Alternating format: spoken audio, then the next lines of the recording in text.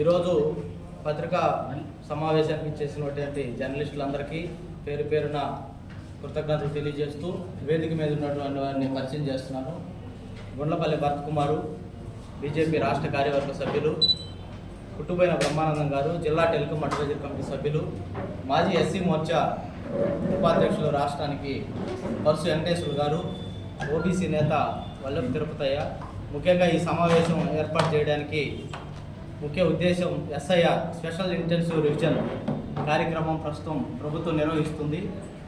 ఆ కార్యక్రమం గురించి తెలియజేయడం కోసం ఈ ప్రెస్ మీట్ ఏర్పాటు చేయడం జరిగింది. ముఖ్యంగా కొత్త ఓట్ల నమోదు, డబుల్ ఎంట్రీలు తొలగింపు, చనిపోయిన ఓట్లను తొలగించడం, మొత్తం మీద ప్రక్షాళన, ఓటర్ లిస్టును ప్రక్షాళన చేసే కార్యక్రమం కేంద్ర ప్రభుత్వం ఆధ్వర్యంలో ఎస్ఐఆర్ నిర్వహించడం జరుగుతుంది. మా అన్ని ప్రాంతాల్లో కూటమి నాయకులు భారతీయ జనతా పార్టీ, తెలుగుదేశం, జనసేన అన్ని రాజకీయ పక్షాలు కూడా బిఎల్ఏ 100 రూపంలో ప్రక్షాళనకి ప్రభుత్వానికి సహకరిస్తున్నారు. వాటన్నిటి మీద మనతోటి మన నాయకులు తెలియజేస్తారు ఎస్ఐఆర్ గురించి. ఇప్పుడు రాష్ట్ర వ్యాప్తంగా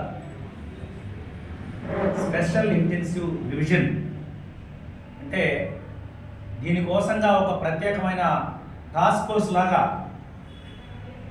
ఎవరికైతే ఓట్లు ఉన్నాయో ఒక్కొక్కరికి 2 ఓట్లు, ఒక ఓటు గ్రామీణ ప్రాంతంలో, ఒక ఓటు నగర ప్రాంతంలో, ఒక ఓటు ఒక రాష్ట్రంలో, మళ్ళా ఒక ఓటు మన రాష్ట్రంలో. అలాగనే కాపురం ఒక దగ్గర ఉంటుంది, వ్యాపారం ఒక దగ్గర ఉంటుంది, ఎలా రాజకీయం ఒక దగ్గర చేస్తుంటే 3 దగ్గరలో కూడా 3 ఓట్లు నమోదు చేయించుకున్న ఘట్టాలు ఉన్నాయి.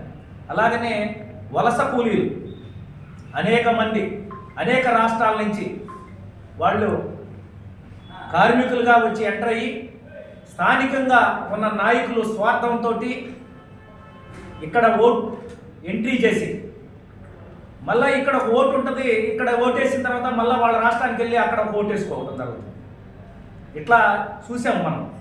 ఇటీవల కాలంలో పశ్చిమ బెంగాల్లో మనం చూసాం ఓటర్ల లిస్టులన్నింటి కూడా ప్రక్షాళన చేయడం జరిగింది. దానిలో భాగంగా ఈరోజు ఆంధ్రప్రదేశ్లో కూడా కూటమి ప్రభుత్వం ప్రతిష్టాత్మకంగా తీసుకొని బిఎల్ఓల్ని ఏర్పాటు చేసి వాళ్ళతో పాటు రాజకీయ పార్టీల తరఫున బిఎల్ఏ 1ని నమోదు చేసుకొని వాళ్ళకు ముందు ఒక ఐడి కార్డు ఇచ్చి ముందుగా వాళ్ళ ద్వారా ప్రతి ఇంటింటికి తిరిగి డబల్ ఎంట్రీని తొలగించడం, కొత్తగా ఎంట్రీ కావాలనుకుంటే కొన్ని ఆధార్ కార్డుల ఆధారంగా కానీ, లేకపోతే 10th క్లాస్ మార్క్ లిస్ట్ ఆధారంగా కానీ, లేదా మనకి ఏదన్నా ఐడెంటిఫికేషన్ కార్డ్స్ కంపల్సరీగా ఉండాలా. ఇక్కడ ఒక్కసారి ఎంట్రీ అయితే ఆధార్ కార్డు కొడితే వాళ్ళ ఓటు ఎక్కడున్నా ఇండియాలో ఒకే ఓటు ఉండాలా అనే ఒక ప్రతిష్టాత్మకమైన నిర్ణయాన్ని భారత ప్రధాని నరేంద్ర మోడీ గారు తీసుకోవడం.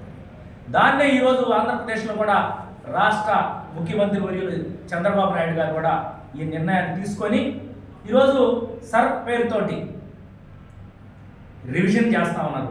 కాబట్టి ప్రతి ఒక్కరు ఓటర్లు కూడా, యువత కూడా, ముఖ్యంగా కాలేజీల్లో ఉన్న యువత గంజాయికి ఎక్కువ % మొగ్గు చూపుతున్నారు. కొంతమంది ఓటుకి ఇలువీయటం లేదు,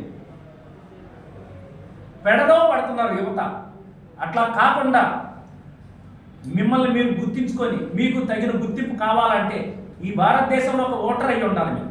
కాబట్టి యువత, ముఖ్యంగా కళాశాలలో ఉండే యువత కానీ, గ్రామీణ ప్రాంతాల్లో ఉండే యువత కానీ ఓటుని జాగ్రత్తగా చేర్చుకొని జాగ్రత్తగా మనకి ఎవరైతే ఈ దేశానికి ఉపయోగపడతారో, ఈ దేశం కోసం, ఈ ధర్మం కోసం పనిచేస్తారో, ఈ రాష్ట్రాన్ని సమగ్రమైన అభివృద్ధి కోసం, సంపూర్ణమైన అభివృద్ధి కోసం పనిచేస్తారో ఆ రాజకీయ పార్టీకి మనం ఓటేసుకోవాల్సిన అవసరం ఈ యొక్క ఓటు నమోదు చేయించుకునేటప్పుడే డెసిషన్ మేకింగ్ ఉండాలని చెప్పి భారతీయ జనతా పార్టీ తరఫున మేము కోరుకుంటున్నాం. కాబట్టి రాష్ట్ర వ్యాప్తంగా జరుగుతున్న దాంట్లో భాగంగా మన నెల్లూరు జిల్లాలో కావలిలో కూడా ప్రతి ఒక్కరు కూడా ఓటు నమోదు చేయించుకోవాలని, ప్రతి ఒక్కరు ఒక ఓటే ఉండాలా, 2వ ఓటు ఉంటే చట్టరీత్యా నేరం అని చెప్పి కూడా ప్రభుత్వం నిర్ణయించింది.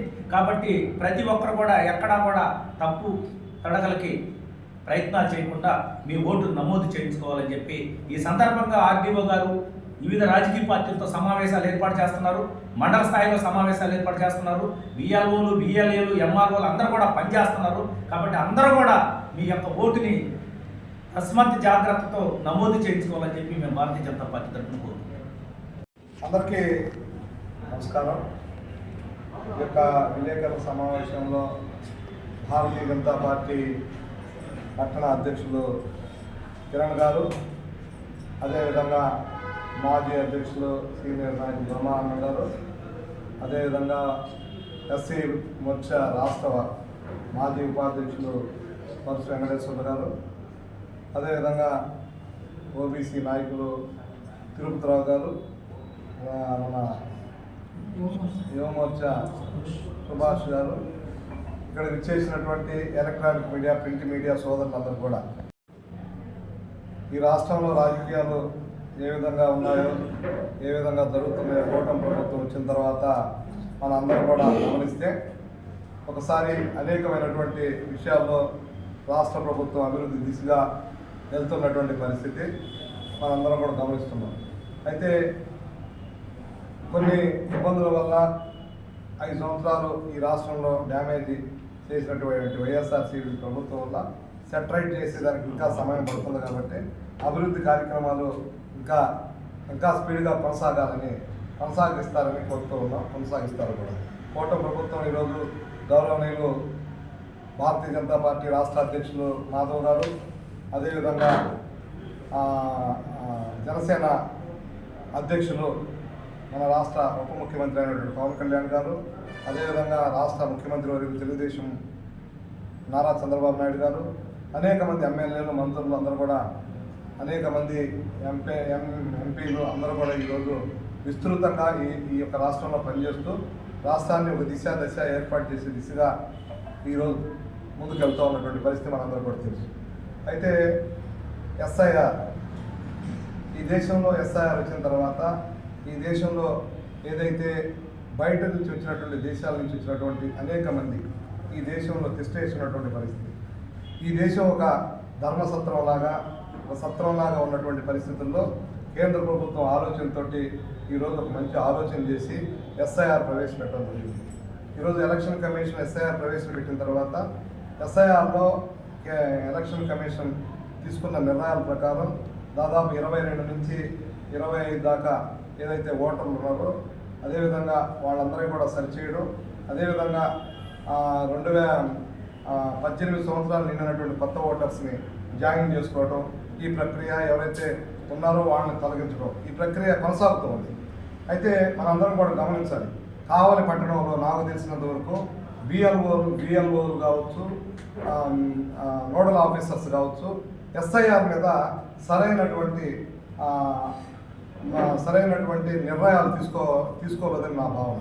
ఎందుకంటే నేను ఒక 2-3 సెంటర్లో పరిశీలన చేసిన తర్వాత ఏదైతే వాళ్ళకి ఇచ్చినటువంటి కొంతమంది ప్రెజర్స్ కావచ్చు, కొంతమంది స్నేహితులు కావచ్చు, వాళ్ళందరూ కూడా ఏదైతే 2-3 దగ్గరలో ఒక ఓటు వచ్చేసి 2-3 దగ్గరలో ఉంది. ఎలా ఉందంటే గ్రామంలో ఒక ఓటు, మళ్ళీ అతని ఓటు మళ్ళీ నెల్లూరులో ఉంటుంది. అలాంటి ఓట్లన్నీ కూడా తొలగించాలి. అయితే దానికి పర్టికులర్గా ఒక కేంద్ర ఎన్నికల అధికారులు కొంత వాళ్ళకి ఆదేశాలు ఇవ్వడం జరిగింది.